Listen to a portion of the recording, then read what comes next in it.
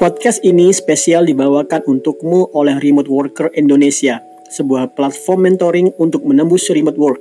Kerja dari rumah, gaji dalam dolar. Cek website kami di remoteworker.id. See you there.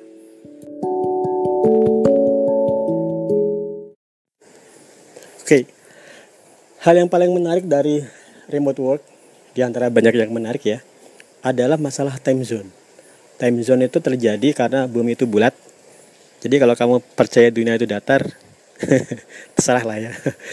Dunia itu bulat, jadi perputaran bumi menyebabkan ada bagian yang siang, ada bagian yang malam.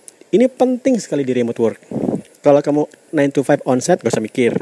Kantormu pasti satu time zone dengan rumahmu, iya kan? Namun kalau kerjaan onsite, kamu bisa punya kantor yang time zone-nya itu bisa sampai 16 jam, kayak Kanada dan Indonesia itu time zone-nya adalah ekstrim ya. Sini jam 6 pagi, sana jam 6 malam. Seperti itu. Kemudian pengaruhnya apa? Pengaruhnya ini adalah ada banyak hal. Pertama, kadang-kadang ada perusahaan remote itu yang nyari karyawan yang di time zone-nya dia. Jadi yang orang Jakarta, yang Indonesia misalnya nyari orang-orang di sekitar Indonesia aja. Indonesia Barat, Timur Tengah. Atau orang Amerika berarti nyari yang sekitar Amerika. Itu yang pertama. Kalau yang seperti ini ya kita abaikan karena kita nggak bisa apply. Kedua, ada job remote itu yang kantornya meskipun kamu di time zone yang berbeda, dia mensyaratkan minimal dalam sehari kamu bekerja bersama dengan tim di 4 jam per hari. Jadi 4 jam per hari kamu bekerja dalam time zone Amerika. Ini enggak. Ya ini terserah kalian sih. Kalau kalian masih muda, masih semangat untuk begadang, silakan. Jadi 4 jam itu kamu harus kerjain dari jam 10 malam sampai jam 2 pagi. Di sana ya siang. Oke. Ini pernah saya coba sih lakukan di sekitar 2012-an lah kayaknya. 4 bulan. Cuman nggak kuat. Jadi 4 bulan itu kadang-kadang mulai jam 10 ya. Ngantuk-ngantuk jam 1 ketiduran, ditegur. Akhirnya cuma bisa bertahan 3 bulan. Jadi nggak terlalu asik yang seperti ini. Tapi kalau kalian merasa mampu, memang biasa orang malam, silakan. Cuman ini nggak saya rekomendasikan sih, karena tubuh itu butuh tidur, dan katanya kan ada sel-sel tubuh yang hanya bisa diperbaharui saat kamu tidur jam dini hari. Jadi sebaiknya kamu tetap tidurnya yang normal aja deh, jangan yang orang begadang. Oke, kedua. Yang ketiganya asik, yaitu dia di time zone yang berbeda banget, tapi dia mensyaratkan sekedar ada stand up harian 15 menit. Kalau saya di Kanada kemarin, stand up-nya adalah jam 9 malam. Cuman 15 menit. Itu masih oke. Masih make sense. Cuman masalahnya adalah daerah Eropa, Amerika itu dia punya yang disebut dengan DST. Daylight Saving Changes. Daylight Saving Time, DST. Jadi dalam setiap 6 bulan sekali mereka maju 1 jam dan kemudian mundur 1 jam. Jadi akibatnya kalau yang tadi meetingnya jam 9 malam, 6 bulan selanjutnya adalah jam 10 malam. Ya ini bagi saya terlalu berat sih. Kalau kalian yang masih terbiasa, masih muda lah katakanlah, masih 20-an itu kayak gitu santai ya. Jam 10 malam meeting biasa aja. Nah, kalau saya awalnya sih oke-oke aja 4 tahun, tapi lama-lama capek juga. Kemarin itu saya sampai sering ketiduran saat mau meeting, nyiapin laptop, ketiduran. Nggak bisa, ya udah. Akhirnya diantara saya resign dari kantor yang kemarin adalah seperti itu. Oke, itu yang ketiga.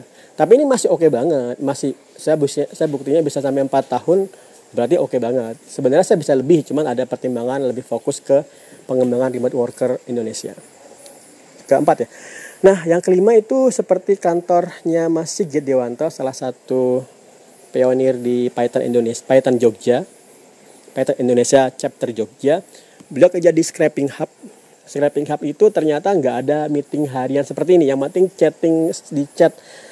chatting di Slack lancar, kemudian kerjaan beres, nggak ada meeting harian. Ini oke banget.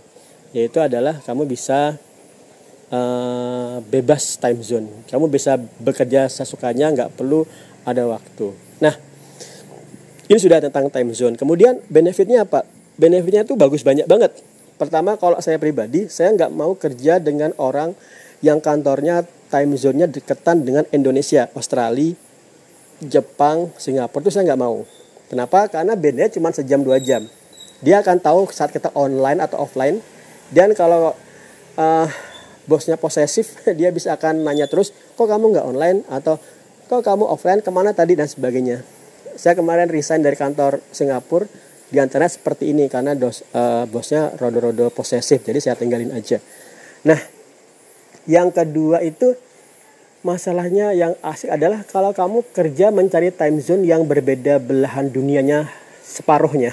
Jadi nyari orang Indonesia nyari kerja di Amerika tuh enak kalau dia tipe yang ketiga atau keempat tadi. Yaitu ketiga ada meeting harian aja, keempat adalah bebas, nggak ada meeting harian, bebas. Itu asik banget. Kenapa? Satu, kamu bisa tidur siang.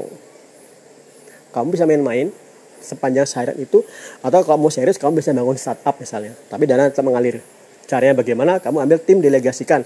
Siang-siang kamu atur timmu mengerjakan, kemudian saat report kamu report tim yang kamu mengerjakan, kamu report progresnya. Ini adalah teknik terbaik yang saya pahami selama 4 tahun ini. Saya melakukan hal seperti ini sehingga dalam sebulan saya bisa punya 3 job jalan bareng-bareng dan semua didelegasikan ke tim. Masalahnya adalah kunci utamanya adalah adanya time zone yang berbeda. Oke.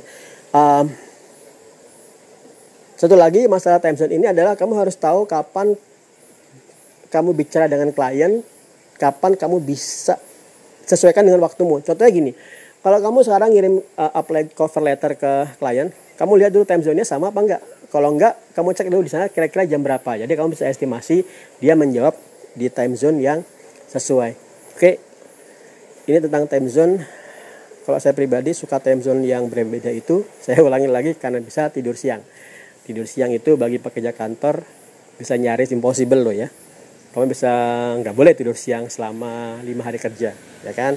Kamu tidur siangnya mungkin hanya weekend mungkin nggak bisa tidur siang karena anak minta jalan-jalan. Jadi karena itu time zone bagi saya sangat penting karena kamu bisa milih tidur siang. Oke, itu aja. Next time in another podcast. Thank you. Bye.